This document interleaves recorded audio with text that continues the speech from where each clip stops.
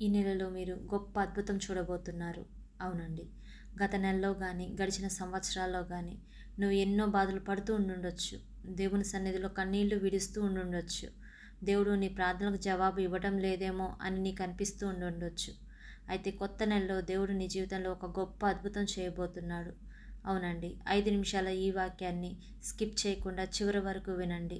ఈ నెలంతా కూడా దేవుడు మీతోనే ఉండబోతున్నాడు. అద్భుతకరుడా, సర్వశక్తిమంతుడా, ఈ వాక్యం ద్వారా మా అందరితో సూటిగా స్పష్టంగా మాట్లాడండి ప్రభువా. ఈ నెల నుంచి గొప్ప కార్యాలు మా జీవితంలో పొందుకోవడం కోసం మేమేం చేయాలో ఈరోజు ఈ వాక్యం ద్వారా మాతో మాట్లాడమని ప్రార్థించుచున్నాను తండ్రి. ఆమేన్.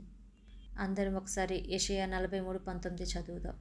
ఇదిగో నేను ఒక నూతన క్రియ చేయుచున్నాను, ఇప్పుడే అది మొలుచును, మీరు దానిని ఆలోచింపరా అని ఉందండి. అవునండి. క్రొత్త నెలలో దేవుడు మీ జీవితంలో ఒక కొత్త కార్యం చేయాలని ఆశపడుతున్నాడండి. అది ఇప్పుడు మొలకెత్తుచున్నది, మీరు దాన్ని గ్రహించలేరా అని వాక్యం చెప్తుందండి. అవునండి. దేవుడు ఎప్పుడూ కూడా మన కోసం ఆలోచిస్తూనే ఉంటాడు. మనల్ని మంచి పొజిషన్లో నిలబెట్టాలని అనుకుంటాడు. కానీ మనం చేసే చిన్న చిన్న తప్పుల వల్ల, మన పాత అలవాట్లను ఇంకా మార్చుకోకపోవడం వల్ల మన జీవితంలో కొత్త కార్యాలను మనం చూడలేకపోతున్నాం. కాబట్టి గతంలో జరిగిన వాటి గురించి ఆలోచిస్తూ ప్రస్తుతం ఉన్న నీ టైంని నువ్వు వేస్ట్ చేసుకోవద్దు. టైం కానీ లేదంటే మంచి అవకాశం కానీ ఒక్కసారి చేజారిపోతే మళ్ళీ తిరిగి రావు. మళ్ళీ అయ్యో అనవసరంగా ఇప్పటి వరకు ఇంత టైం వేస్ట్ చేసుకున్నానే, లేదంటే మంచి అవకాశాన్ని మిస్ చేసుకున్నానే అని బాధపడితే ఉపయోగం ఏముండదు. ఇప్పటికైనా మించిపోయింది ఏం లేదు. మారే అవకాశం దేవుడు నీకు ఇప్పుడు ఇస్తున్నాడు. గతంలో చేసిన పాపాలను దేవుడు క్షమిస్తాడా లేదా అని అస్సలు ఆలోచించొద్దు. దేవుడి దగ్గరికి వచ్చి క్షమించమని వేడుకో. ఆయన ఖచ్చితంగా క్షమించే దేవుడు. ఎగ్జామ్స్లో ఫెయిల్ అయ్యావా, లేదంటే జీవితంలో ఫెయిల్ అయ్యావా, నిన్నెవరైనా మోసం చేశారా, ఇంకా జాబ్ రాలేదా, ఇంకా నీ లైఫ్ స్టార్ట్ అవ్వలేదని అని అనుకుంటున్నావా, ఏం పర్లేదు. దేవుడు నీతో ఇప్పుడే చెప్తున్నాడు, ఈ నెల నుంచి కొత్త కార్యాన్ని నీ జీవితంలో మొదలు పెడుతున్నాను, అది ఇప్పుడు మొలకెత్తుచున్నదే అని చెప్తున్నాడండి. ఇప్పటి వరకు నీ జీవితంలో మార్పు రాలేదేమో, కానీ ఈ రోజు నుంచి ఇలా చేయి, నీ జీవితంలో జరిగే గొప్ప మార్పులను నువ్వే చూస్తావు. కాబట్టి ఈ రోజు నుంచి నువ్వేం చేయాలి అంటే, మొదట లేవగానే ప్రార్థన చేయి.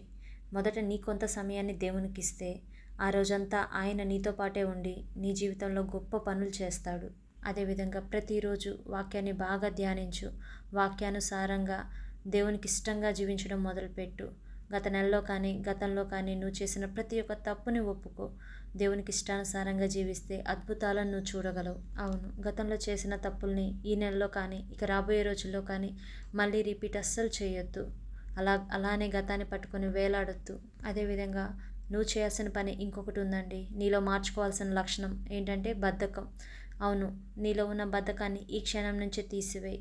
ఎందుకంటే కొత్త మార్పులు నువ్వు చూడాలి అంటే కొన్ని పాత అలవాట్లను కానీ పాత ఆలోచనలు కానీ ఈ క్షణం నుంచే మార్చుకోవాలి. మొదటగా నువ్వు మారాలి. నువ్వు మారకపోతే ఏదీ మారదు కదా. ఈ రోజు నుంచి ఇలా చేయడం మొదలుపెట్టు. లేచిన వెంటనే మరియు నిద్రపోయే ముందు ఖచ్చితంగా ప్రార్థించు. నిద్రపోయే ముందు ఏదైనా ఒక కీర్తన చదవడం అలవాటుగా చేసుకో. అది ఎంతో మంచి అలవాటు కూడా. అదేవిధంగా ఫోన్ అండి ఎక్కువ చూడటం ఇప్పటి నుంచైనా తగ్గించండి. దేవునికి దగ్గరగా జీవించడానికి, ప్రార్థనలో టైం స్పెండ్ చేయడాన్ని ఎక్కువగా అలవాటు చేసుకోండి. అదేవిధంగా మీ ఫ్యామిలీతో కూడా టైం స్పెండ్ చేయండి. కుదిరితే కుటుంబ ప్రార్థన అలవాటు చేసుకోండి. దేవుడు తన కార్యాన్ని ఇప్పటికే నీ జీవితంలో మొదలు పెట్టేశాడు. కాబట్టి విశ్వాసంతో వేచి ఉండు. ఇంకా నాకు జాబ్ రాలేదేంటి, ఇంకా నా సమస్యలు తీరిపోలేదేంటి, ఇంత ప్రార్థించినా కానీ ఇంకా నా ప్రశ్నకు జవాబు దొరకటం లేదేంటి, ఇంకెప్పుడు జరుగుతుంది, నా ఆర్థిక సమస్యలు ఎప్పుడు తీరిపోతాయి, ఇలాగ తొందరపడొద్దు, భయపడొద్దు. దేవుడు చెప్పాడు కదా, కార్యం మొదలు పెట్టేశాడు, అది మొలకెత్తుచున్నది అని. కాబట్టి నీ ప్రయత్నాలు నువ్వు చేస్తూ ఉండు, కష్టపడు. ఆయన సమయం కోసం ఎదురుచూడు. ఆయన సరైన సమయంలో సమృద్ధిగా దయచేసే గొప్ప దేవుడండి. ఆయన టైమింగ్ చాలా పర్ఫెక్ట్గా ఉంటుంది. కాబట్టి ఆయన వైపు చూడు, అద్భుతాలను పొందుకుంటావు. కాబట్టి నువ్వు విశ్వసిస్తే గొప్ప కార్యం నీ జీవితంలో జరుగుతుంది. నాతో కలిసి ప్రార్థిస్తారా? మహాపరిశుద్ధుడా, మహోన్నతుడా, ఈరోజు ఈ వాక్యం ద్వారా మా అందరితో మాట్లాడినందుకు స్తోత్రములు తండ్రి. ఈ ప్రార్థనలో ఏకీభవించిన ప్రతి ఒక్కరిని ఈ క్షణమే జ్ఞాపకం చేసుకోండి ప్రభువా. గడిచిన నెలంతా తండ్రి నీ యొక్క రెక్కల చాటున భద్రపరిచి ప్రతి పనిలోనూ ప్రతి సమస్యలోనూ మాకు తోడుగా ఉండి నూతన నెలలోకి మేము అడుగుపెట్టేలా చేసినందుకు స్తోత్రములు తండ్రి. ఈ నెలలో ఈ రోజు నుంచే కొత్త కార్యాలు మేము చూడటానికి, పాత నెలలోని తప్పులను వదిలేయడానికి, దానికి కావలసినటువంటి జ్ఞానాన్ని, శక్తిని మా అందరికీ దయచేయండి ప్రభువా. ఈ నెలంతా కూడా మమ్మల్ని మరియు మా కుటుంబాన్ని నీ యొక్క రెక్కల చాటున భద్రపరిచి ప్రతి పనిలో మాకు తోడుగా ఉండమని నజరేయుడైన యేసుక్రీస్తు నామంలో ప్రార్థించుచున్నాము తండ్రి. ఆమేన్. ఈ వీడియో మీకు ఆశీర్వాదకరంగా అనిపిస్తే నా ఛానల్ని ఇప్పుడే సబ్స్క్రైబ్ చేసుకోండి. మీ ఫ్రెండ్స్ అండ్ ఫ్యామిలీ మెంబర్స్ కూడా ఈ వీడియోని షేర్ చేసి దేవుని సువార్త సేవలో మీరు కూడా ఒక భాగమై దేవుని నుంచి గొప్ప అద్భుతాలను మీరు ఖచ్చితంగా పొందుకోగలరు. అదేవిధంగా మీకు ఏమైనా ప్రార్థన అవసరతలు ఉంటే కామెంట్లో తెలియజేయండి. విశ్వసిస్తే ఆమెన్ అని టైప్ చేయండి. God bless you.